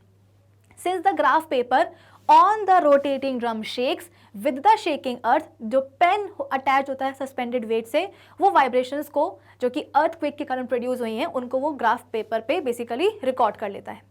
Actually the pen traces the relative movement between the shaking earth and the stationary suspended heavy weight, यानी कि आप बोल सकते हो कि जो पेन है वो क्या करता है, रिलेटिव मूवमेंट को ट्रेस कर रहा है, जो कि किसके बीच में हो रही है, शेकिंग अर्थ और जो सस्पेंडेड हैवी वेट है उसके बीच में। This trace on the graph paper records the earthquake. अभी जो ट्रेस किया है हमने ग्राफ पेपर पे वही क्या करता है, बेसिकली रिकॉर्ड करता है अर्थक्वेक को। A trace produced by a seismograph during an earthquake. The seismograph record is also known as seismogram. अच्छा, जो सेस्मोग्राफ रिकॉर्ड कर रहा है उसको हम सेस्मोग्राम भी बोलते हैं। यू नो ये सुनने में ऑपोजिट लग रहा है कि इंस्ट्रूमेंट का नाम होना चाहिए सेस्मोग्राम और जो ग्राफ वो बना रहा है, जो ट्रेस वो कर रहा है उसका नाम होना चाहिए क्या, सेस्मोग्राफ, लेकिन ऑपोजिट है। इंस्ट्रूमेंट का नेम इज सेस्मोग्राफ और जो वो ट्रेस कर रहा है पेपर पे, ग्राफ पेपर पे, उसका नाम क्या होगा, सेस्मोग्राम। ठीक है, now a seismograph record shows seismic waves or earthquake waves recorded on a graph paper by a seismograph. It also shows the duration or time for which the earthquake lasts. In seconds. जैसे कि मैंने आपको previous session में भी बताया था कि earthquake जब आता है ना, तो ऐसा नहीं है कि लगातार आधे घंटे तक, 10 मिनट तक, 1 घंटे तक जो अर्थ का सरफेस है वो ऐसे ऐसे ऐसे ऐसे ऐसे हिल ही रहा है। बहुत ही कम सेकेंड्स के लिए अर्थक्वेक आता है, ठीक है ना। वेव्स आप बोल सकते हो कि स्ट्राइक करती हैं अर्थ सरफेस को, और कुछ ही फ्यू सेकेंड्स में वो वेव्स इतनी बेसिकली स्ट्रॉन्ग होती हैं कि कुछ ही सेकेंड्स में जो है मेजर डिस्ट्रक्शन कॉज हो जाता है। हाँ, हो सकता है कि जो वेव्स हैं वो मतलब जो अर्थक्वेक है वो बार बार आए, जैसे कि अभी आया, कुछ सेकेंड के लिए आया, 3 सेकेंड के लिए, फिर शांत हो गया, फिर हो सकता है कि 5 मिनट बाद फिर से आए, है ना। तो फ्रीक्वेंसी आप बोल सकते हो कि हो सकती है ज़्यादा, लेकिन जो टाइम ड्यूरेशन है वो काफ़ी कम होता है। तो अर्थक्वेक रिकॉर्डिंग लेबोरेटरीज, जिसको कि हम सेस्मिक स्टेशंस भी बोलते हैं, have been established all around the world. By studying the seismograph records of an earthquake produced at various seismic stations, scientists can construct a complete map of an earthquake, giving its focus, epicenter, magnitude and duration etcetera. तो basically जो seismic stations हैं वो all over world में जो है ना establish किए जा सकते हैं। तो सेस्मिक ग्राफ को जो भी उसकी रिकॉर्डिंग्स होती हैं उसको स्टडी करके जो है ना हम क्या कर सकते हैं, भाई अलग अलग सेस्मिक स्टेशंस हैं, तो उन सेस्मिक स्टेशंस से आप बोल सकते हो कि जो भी रिकॉर्ड्स आने वाले हैं उनको हम स्टडी करते हैं। साइंटिस्ट फिर क्या कर सकते हैं, एक पूरा कंप्लीट मैप बना सकते हैं एक अर्थक्वेक का, giving it's focus, epicentre, magnitude and duration, कि जैसे कि एक पर्टिकुलर जोन में क्या आया है, अर्थक्वेक आया है, तो उस जोन में जो भी सेस्मिक सेंटर होगा वहाँ से एक रिकॉर्ड मिलेगा। उस रिकॉर्ड को साइंटिस्ट क्या करेंगे, स्टडी करेंगे। स्टडी करने के बाद में वो इस बात का पता लगा पाएंगे कि अर्थक्वेक जिस जोन में आया था उस अर्थक्वेक का फोकस कहाँ था, उसका एपीसेंटर कहाँ था, उसका मैग्नीट्यूड क्या था और कितने ड्यूरेशन के लिए वो अर्थक्वेक आया, यानी कि पूरी जो कुंडली है ना वो निकाल लेते हैं हमारे साइंटिस्ट। कैसे, तो सेस्मिक स्टेशन में जो भी सेस्मोग्राफ के रिकॉर्ड्स आए हैं उनको स्टडी करके। ठीक है, चलिए अब हम आ चुके हैं अपने सेशन के थर्ड सब टॉपिक के ऊपर, जो कि है रिक्टर स्केल। रिक्टर स्केल क्या होती है, द मैग्नीट्यूड और intensity of an earthquake is expressed on the Richter scale. भाई सीधी सी बात है ना, हमें ये पता चल गया कि अर्थक्वेक का जो मैग्नीट्यूड है वो हमें कैसे एग्जैक्टली रिकॉर्ड करना है। अब बारी आती है इस मैग्नीट्यूड को एक्सप्रेस करने की, तो उसको हम करते हैं रिक्टर स्केल में एक्सप्रेस। ठीक है, द मैग्नीट्यूड या आप बोल सकते हो कि जो इंटेंसिटी होती है अर्थक्वेक की, it can be expressed on the Richter scale. The Richter scale is a series of numbers from 1 to 12 used to express the magnitude or size of an earthquake. तो बेसिकली जो Richter scale है वो एक series होती है number की 1 से लेकर के 12। Just like the decibel scale for measuring the loudness of the sound, the Richter scale is not a linear scale. जैसे कि साउंड की जो लाउडनेस होती है उसको आप बोल सकते हो कि नापने के लिए हमारे पास डेसिबल स्केल होती है, तो वैसे ही अर्थक्वेक के मैग्नीट्यूड को, उसकी इंटेंसिटी को मेजर करने के लिए हमारे पास रिक्टर स्केल होती है। लेकिन रिक्टर स्केल डेसिबल स्केल से काफ़ी अलग होती है। क्या बोला गया है कि जो रिक्टर स्केल है इज़ नॉट लीनियर स्केल। ऐसा क्यों बोला गया? This means that an earthquake of magnitude 2 on Richter scale is not 2 times as strong as the earthquake of magnitude 1 on this scale. In fact, an earthquake of magnitude 2 is 10 times as strong as an earthquake of magnitude 1. जैसे कि अगर मैं यहाँ पे एक rough Richter scale draw करूँ, ठीक है, तो ये हुआ क्या, 1 स्केल, ये हुआ 2 स्केल, लिख भी देती हूँ, 1 स्केल, 2 स्केल, 3 स्केल। जैसे कि मैंने आपको बताया ना कि रिक्टर स्केल क्या होती है, बेसिकली एक सीरीज होती है नंबर की 1 से लेकर के कितना, 12। अब हमारे जोन में जो भी अर्थक्वेक आया उसको जब स्टडी मतलब उसको रिकॉर्ड किया गया, उसको ट्रेस किया गया, रिकॉर्ड को जब स्टडी किया गया तो पता चला कि भाई जो अर्थक्वेक आया था वो किस इंटेंसिटी का आया था। रिक्टर स्केल पे हमें एक्सप्रेस करना पड़ता है। तो आपने बोला कि रिक्टर स्केल पे आप बोल सकते हो कि जैसे कि यहाँ पे लिखा है क्या कि 2 स्केल पे आया है, जो भी मैग्नीट्यूड मतलब जो भी अर्थक्वेक आया था उसका जो मैग्नीट्यूड है वो किसके बराबर है, तो आप बोल सकते हो कि सेकेंड स्केल के बराबर है। ठीक है, अब इस सेकेंड स्केल का मतलब क्या हुआ, इसका मतलब आप ये नहीं बोल सकते हो, जैसे कि एक और अर्थक्वेक आया था 4 दिन पहले आया था, 4 दिन पहले जो अर्थक्वेक आया था उसका जो मैग्नीट्यूड है वो कितना आया था, इस स्केल पे आया था 1। कितना आया था मैग्नीट्यूड, इस स्केल पे 1 आया था। तो 4 दिन बाद जो अर्थक्वेक आया है उसका मैग्नीट्यूड कितना रहा रिक्टर स्केल पे, तो आपने बोला 2। इसका मतलब ये नहीं हुआ कि 4 दिन बाद जो अर्थक्वेक आया था वो डबल इंटेंसिटी का था उस अर्थक्वेक के कंपैरिजन में जो कि 4 दिन पहले आया था। इनफैक्ट जो 4 दिन बाद अर्थक्वेक आया है उसकी जो इंटेंसिटी है वो कितनी थी, वो आप बोल सकते हो कि यहाँ पे लिखा होगा 10 टाइम्स, ठीक है ना, 10 टाइम्स स्ट्रॉन्गर थी as compare to the earthquake जो कि 4 दिन पहले आया था। तो यहाँ पे आप बोल सकते हो कि डबल का फर्क नहीं है कि अगर फर्स्ट एक मैग्नीट्यूड का वो आ रहा है अर्थक्वेक और अगले दिन 2 मैग्नीट्यूड का अर्थक्वेक आ रहा है, यानी कि डबल हो गई इंटेंसिटी। नहीं, 10 टाइम्स हो गई है इंटेंसिटी अर्थक्वेक की।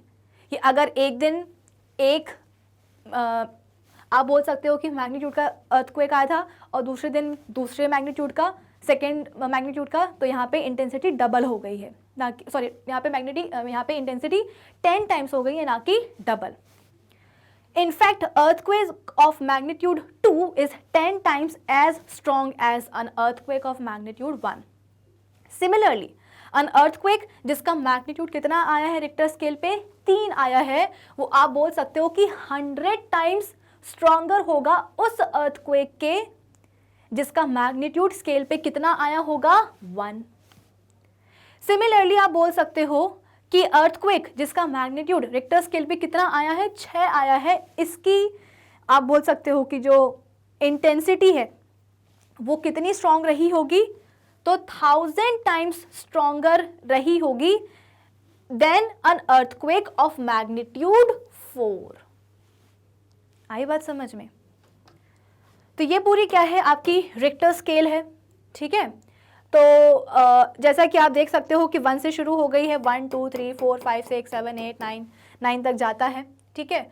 और कुछ इस तरीके से आप बोल सकते हो कि रिक्टर स्केल दिखती है और इसी के हिसाब से अर्थक्वेक का जो मैग्नीट्यूड है उसको एक्सप्रेस किया जाता है। मेजर तो सेस्मोग्राफ करता है, एक्सप्रेस करने के लिए we use Richter scale. In other words, the earthquake of magnitude 6 on Richter scale has 1000 times more destructive energy than an earthquake of magnitude 4. An earthquake of magnitude 1.5 on the Richter scale is the smallest earthquake that can be felt by us. है ना, एक ऐसा earthquake जिसका magnitude Richter scale पे 1.5 आता है, ये वाला earthquake आप बोल सकते हो कि smallest earthquake होता है जिसको कि हम feel कर सकते हैं। इसके नीचे वालों को हम feel नहीं कर पाते हैं और इससे ज़्यादा वालों को हम फील करना चाहते नहीं हैं, वरना बहुत डैमेज हो जाता है। An earthquake of magnitude 4.5 on the Richter scale causes some damage but not much damage. An earthquake having magnitude higher than 7 on the Richter scale are really destructive earthquakes. Both Bhuj and Kashmir earthquakes had magnitude greater than 7.5 on the Richter scale. तो भाई भुज और कश्मीर में जो भी earthquake आए थे उनका जो मैग्नीट्यूड रहा है रिक्टर स्केल पे वो 7.5 से दोनों का ही ज़्यादा रहा है। तो क्या डिस्ट्रक्शन कॉज हुआ था ये मैंने आपको प्रीवियस सेशन में समझाया था। द अर्थक्वेक्स विच मेजर्स 8.5 और more on the Richter scales are devastating. During these earthquakes, the affected part of the Earth's surface shakes violently.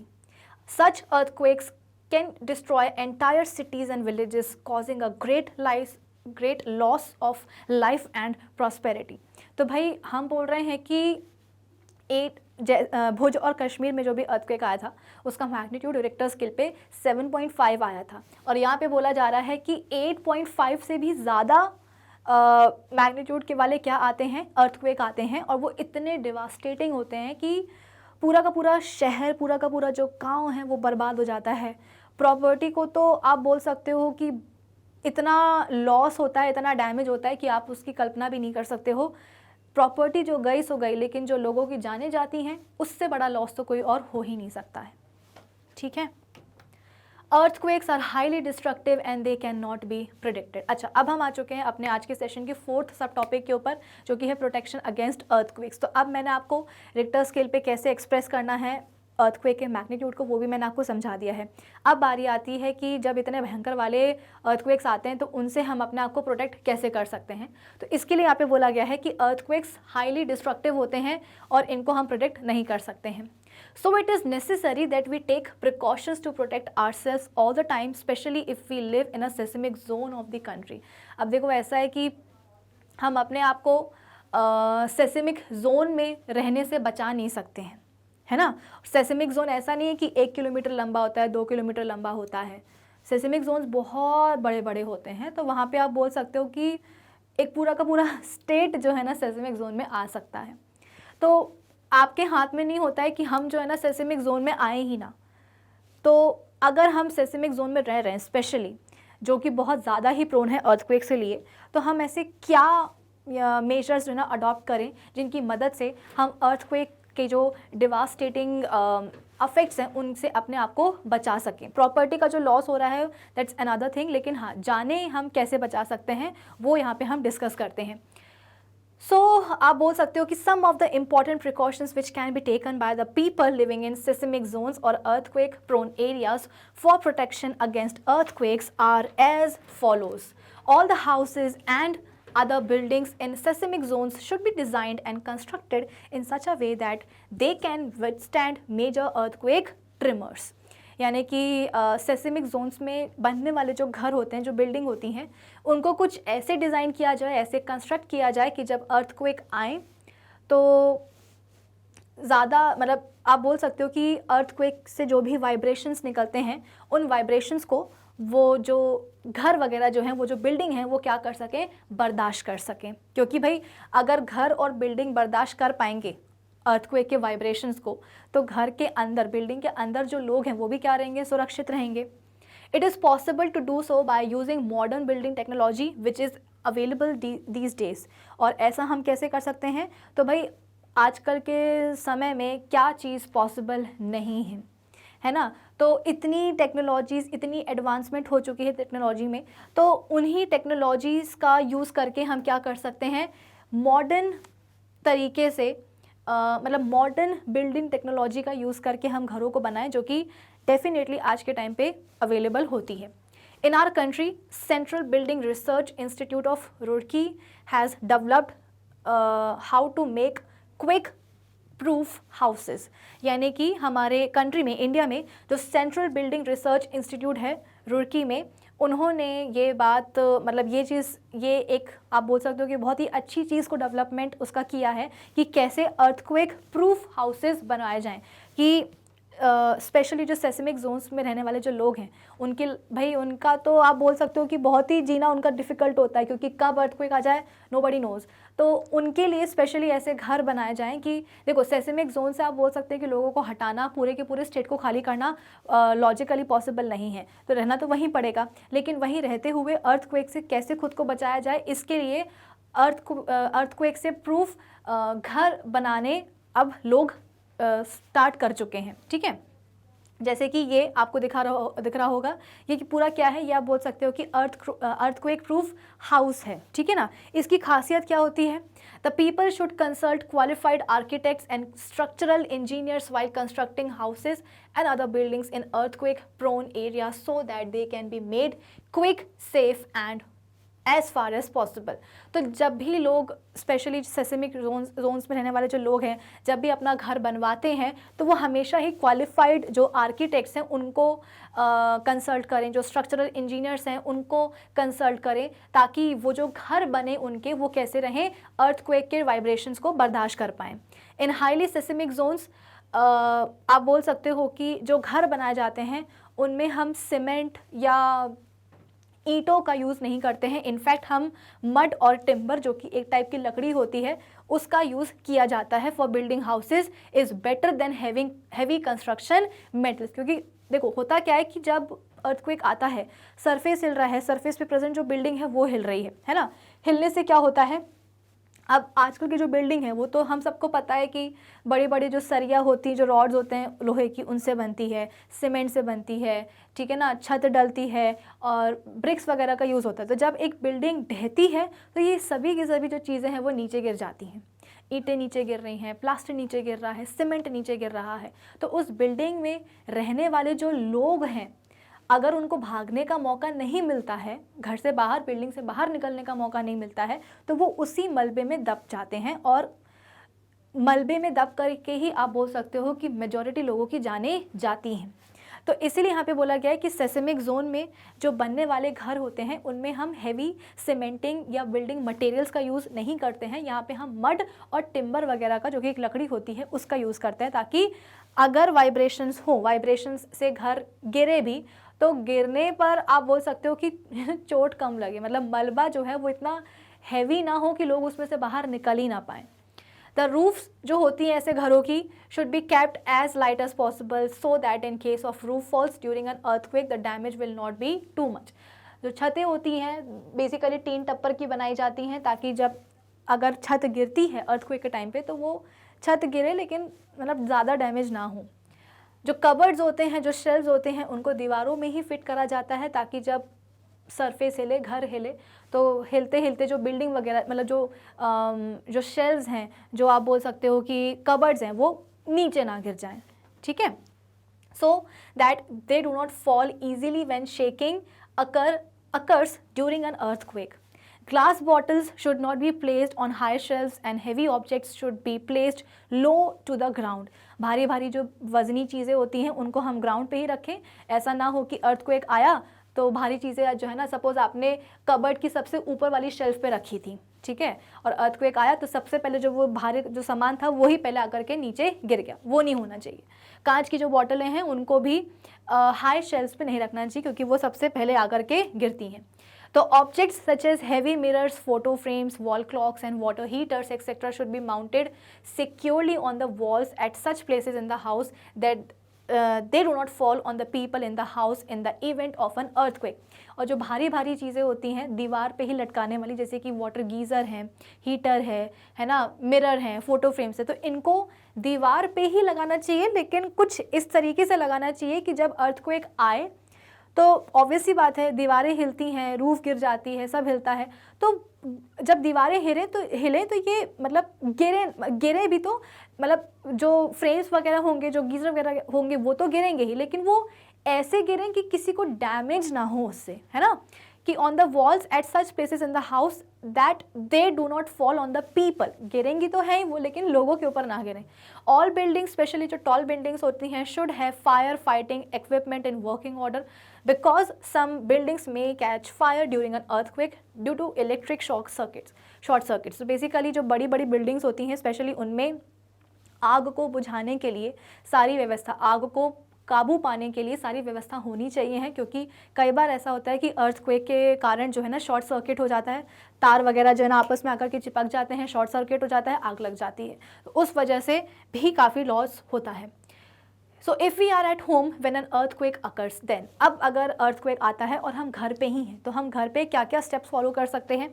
We should take shelter under a sturdy table or a kitchen counter and stay there till the shaking due to earthquake stops. अगर हम घर में ही तो हम क्या कर सकते हैं, जो एक मजबूत सी जो टेबल होती है, सपोज डाइनिंग टेबल है, डाइनिंग टेबल भी आपकी वो कांच वाली नहीं होनी चाहिए, है ना, एक अच्छी सी लकड़ी की टेबल, काफ़ी मजबूत सी जो टेबल होती है उसके नीचे हम जा कर के छिप सकते हैं, या अगर टेबल नहीं है घर में तो किचन का जो प्लेटफॉर्म होता है उस प्लेटफॉर्म के नीचे जा कर के हम छुप सकते हैं। और कब तक छुपे रहेंगे, जब तक कि अर्थक्वेक के कारण जो भी शेकिंग हो रही है वो बंद ना हो जाए। All this while we should cover our head with hands, और जब हम छुप रहे हैं तो हमें अपने सर को हाथों से आप बोल सकते हो कि कवर करना है, क्योंकि क्या होता है ना कि अर्थक्वेक कितनी इंटेंसिटी का आना है, वाइब्रेशंस कितने लंबे चलने हैं, ये किसी को पता नहीं होता है जब तक वो चीज़ हो नहीं जाती है। ठीक है, तो होता है कि जो आप बोल सकते हो कि घर में लगी हुई जो चीज़ें होती हैं दीवारों पे, है ना, बर्तन का रैक लगा है वो नीचे गिर जाता है, घड़ी वगैरह लगी है वो नीचे गिर जाती है ना। इसके अलावा आप बोल सकते हो कि कभी कभी तो छत ही नीचे गिर जाती है, तो छत के गिरने से वो कहीं छत हमारे सर पे ही ना गिर जाए, इसीलिए हम क्या करते हैं, अपने आप को प्रोटेक्ट करने के लिए हम एक भारी सी टेबल या कुछ नहीं तो किचन के प्लेटफॉर्म के ही नीचे जाकर के छिप जाते हैं, और इस पीरियड में हम अपने सर को, अपने हेड को हाथ से प्रोटेक्ट करने की कोशिश करते हैं। We should stay away from the tall heavy objects, जैसे कि स्टील की अलमारी, cabinet, book racks, refrigerators etcetera, so that if they topple they may not fall on us, और अगर ये हिलते हैं तो ये हिलते हिलते कहीं हमारे ऊपर ना गिर जाएं, इसके लिए हमें हैवी जो चीज़ें हैं, हैवी टॉल चीज़ ऑब्जेक्ट्स जो हैं जैसे कि फ्रिज हो गया, अलमीरा हो गया, इन सबसे दूर रहना चाहिए। इसीलिए सबसे बढ़िया क्या होता है, एक स्टर्डी टेबल या आप बोल सकते हो कि किचन का जो प्लेटफॉर्म है उसी के नीचे जा कर के हम छुप जाएं। Now we should also stay away from glass windows that may shatter due to vibrations. अब पूरा का पूरा घर हिल रहा है तो खिड़की दरवाजे भी तो हिलते ही हैं ना, तो कांच की जो खिड़कियां होती हैं उनसे भी दूर रहना चाहिए। ऐसा ना हो कि वाइब्रेशन से जो कांच है वो टूटे और टूट करके हमें चोट लग जाए। If we are in bed we should just move on the bed to be close to a wall but not get up from the bed. अब यहाँ पे क्या हुआ कि अगर आप बिस्तर पे हो तो अचानक से अर्थक्वेक आ गया है ना, आपके पास इतना टाइम नहीं है कि आप कहीं जा सको, तो कहीं जाने की ज़रूरत भी नहीं है, बस आपको अपने बेड पर मतलब लेटे हुए हो तो उठना है और उठ करके जो आपकी पिलो है उसको आपको अपने सर पे इस तरह से रख लेना है, ताकि अगर ऊपर से रूफ गिरती है, कुछ भी होता है तो वो आपके सर पे डायरेक्टली ना गिरे, कुशन के ऊपर गिरे, पिलो के ऊपर गिरे, ताकि आपके सर को ज़्यादा जो है ना इंजरी ना हो। We should protect our head with a pillow. अब यहाँ पे एक डायग्राम जो दिया गया है, जो पिक्चर दी गई है, इसको हम समझने की कोशिश करते हैं। देखो जैसे कि बच्ची क्या कर रही है, अर्थक्वेक आया तो एक अच्छी मजबूत सी वुडन टेबल जो है उसके नीचे वो जा कर के छुप गई है। इसके अलावा पिलो हम बेड पर ही हैं, बेड से उठने का टाइम है नहीं, उठने की ज़रूरत भी नहीं है, बेड पर हो तो बेड पर ही लेटे हो तो बैठ जाओ और अपने हेड को कुछ इस तरीके से पिलो से कवर करो। इसके अलावा भारी भारी जो अलमारी होती, जो चीज़ें होती हैं, उनसे अपने आप को दूर रखना है आपको, ठीक है, उनके पास मत जाओ, अदरवाइज़ क्या होगा, वाइब्रेशन के कारण वो चीज़ें गिरेंगी, हमारे ऊपर ना गिरें, इस बात का हमें ध्यान रखना है। तो इनसे हम क्या करेंगे, एक सेफ डिस्टेंस बना करके चलेंगे। फिर इसके बाद में नेक्स्ट पॉइंट क्या है, if we are outdoors when an earthquake occurs then. अब हम घर के बाहर हैं तो हम क्या करेंगे, we should stay at a clear spot away from the buildings, trees and overhead power lines etcetera. अब घर के बाहर हैं हम, तब अर्थक्वेक आया है तो हम एक ओपन ग्राउंड ढूंढने की कोशिश करेंगे, मतलब एक ऐसा स्पेस जिसके आसपास टॉल बिल्डिंग्स ना हो, पेड़ ना हो, पावर लाइंस ना हो, क्योंकि अगर हम बिल्डिंग के नीचे जाकर ही खड़े हैं, बिल्डिंग गिर गई तो हमें भी तो चोट आएगी ना। तो जब भी अर्थक्वेक आता है और अगर हम घर के बाहर हैं तो घर के बाहर रहना तो आप बोल सकते हो कि एक तरह से काफ़ी सेफ़ होता है ना। हम क्या कर सकते हैं, अपने आप को एक ओपन स्पेस में, एक खाली जगह पे हम पहुंचा सकते हैं जहाँ पे कोई बिल्डिंग ना हो, पेड़ ना हो, कुछ ना हो। We should also sit on the ground so that we may not fall down due to shaking of the ground। और हम क्या कर सकते हैं, नीचे बैठ सकते हैं, क्योंकि भाई माना कि आप बिल्डिंग के अंदर नहीं हो लेकिन हो तो अर्थ सरफेस पे ही ना, तो ऐसा थोड़ी कि जो भी अर्थक्वेक आता है वो सिर्फ एक ही बिल्डिंग पे आता है, भाई पूरे एक आप बोल सकते हो कि एरिया में आता है, एरिया में आप बोल सकते हो कि बिल्डिंग के आप अंदर नहीं हो लेकिन उसी एरिया में तो हो ना, बिल्डिंग के बाहर तो हो मतलब जिस लैंड सरफेस पे आप खड़े हो वो सरफेस भी क्या करेगा, वाइब्रेट करेगा, तो उसके वाइब्रेशन के चलते हुए कहीं आप गिर ना जाओ, इसीलिए हम क्या करेंगे, पहले ही अपने आप को ऐसे बिठा लेंगे, ठीक है। चलिए, if we are in a car or a bus we should not come out of it. Car और बस में हैं तो बिल्कुल नहीं आना चाहिए बाहर। अ car or a bus should be driven slowly to a clear spot away from the buildings, trees and overhead electric wires etcetera. Car के अंदर ही रहेंगे, कार के बाहर नहीं निकलेंगे। इनफैक्ट धीरे धीरे से गाड़ी चला करके हम एक क्लियर स्पॉट पे आएंगे, अगेन जहाँ पे बिल्डिंग्स, ट्रीज और इलेक्ट्रिक वायर्स ना हो। We should not come out of the vehicle till होगा, टिल द ट्रिमर्स स्टॉप। और तब तक हम बाहर नहीं आएंगे जब तक कि झटके बंद ना हो जाए, ठीक है। तो कुछ इस तरीके से कुछ प्रिकॉशंस हैं जो कि हम ले सकते हैं और अपने आप को और अपने फैमिली के लोगों को और अपने आसपास के लोगों को अर्थक्वेक से कई हद तक बचा सकते हैं, ठीक है। तो आज के सेशन के लिए बस इतना ही, और इसी सेशन के साथ में हमारा जो पूरा चैप्टर है वो होता है कंप्लीट। इस पूरे चैप्टर में हमने लाइटनिंग पढ़नी थी, अर्थक्वेक पढ़ना था, और दोनों को हम पढ़ चुके हैं। तो अब हम मिलेंगे अपने अगले सेशन में, और अगले सेशन में हम मिल करके जो हमारा इस चैप्टर का जो लास्ट पार्ट है, कौन सा, एनसीईआरटी क्वेश्चंस को सॉल्व करना और इन टेक्स्ट एक्टिविटीज़ को डिस्कस करना, वो हम करेंगे। तो तब तक आप क्या करोगे, एक काम करो, हमारी ऑफिशियल वेबसाइट विजिट करो। कैसे, गूगल पे टाइप करना magnetbrains.com। जैसे टाइप करके सर्च करोगे आपके सामने खुलेगी हमारी ऑफिशियल वेबसाइट। उस ऑफिशियल वेबसाइट को जैसे ही आप विजिट करोगे आपके सामने आएगा ये वाला पेज जहाँ पे लिखा रहेगा India's number 1 100% free online education platform. और आप बोल सकते हो कि इस पेज को जैसे ही आप फर्दर और स्क्रॉल करोगे आपके सामने ऑप्शन आएगा एक्सप्लोर टॉप कोर्सेज का। ठीक है, यहाँ पे आपको क्या करना है, सपोज क्लास 8 देखना है, वो आप कैसे करोगे? क्लास 8 का ऑप्शन यहाँ पे आपको दिख रहा है, इस पर आप जैसे ही क्लिक करोगे आपके सामने क्लास 8 के सभी सब्जेक्ट्स आपको दिखाई देने लग जाएंगे। साइंस है, मैथ्स है, इंग्लिश है, सब कुछ है। क्लास 8 साइंस देखने के लिए आप क्या करोगे? जैसे ही क्लास 8 साइंस के ऑप्शन पे आप क्लिक करोगे या टैप करोगे आपके सामने खुल जाएगी क्लास 8 साइंस बाय विभूति खरे। अब अभी तक हमने क्लास 8 साइंस के जितने भी चैप्टर्स कर लिए हैं या जो भी अभी हम कर रहे हैं उन सभी चैप्टर्स के सभी लेक्चर्स यहाँ पे आपको होंगे अवेलेबल। कैसे देखोगे? ये आपको फर्स्ट चैप्टर दिख रहा होगा क्रॉप प्रोडक्शन एंड मैनेजमेंट का। जैसे ही आप इस पर क्लिक करोगे तो इस चैप्टर का जो फर्स्ट लेक्चर होगा वो आपके सामने कुछ इस तरीके से खुल करके आ जाएगा। उसके नेक्स्ट वाला चैप्टर मतलब उसके नेक्स्ट वाला लेक्चर आपको देखना है तो आप कैसे देखोगे? ये नेक्स्ट वीडियो का ऑप्शन आपको दिख रहा होगा, इस पर क्लिक कर देना। तो कुछ इस तरीके से आप क्या कर सकते हो, सभी लेक्चर्स को एक्सेस कर सकते हो। हमारी ऑफिशियल वेबसाइट विजिट करने का फ़ायदा आपको क्या होता है? पहली बात तो ये आपके लिए काफ़ी कन्वीनियंट होती है क्योंकि यूट्यूब पे आपकी जो अक्सर कंप्लेंट होती है कि मैम आपके सब्जेक्ट की प्लेलिस्ट नहीं मिलती है, मिलती भी है तो उस प्लेलिस्ट में सीक्वेंस इतना ऊपर नीचे होता है लेक्चर्स का कि हमें समझ में नहीं आता कि कौन से लेक्चर के बाद में कौन सा देखना है।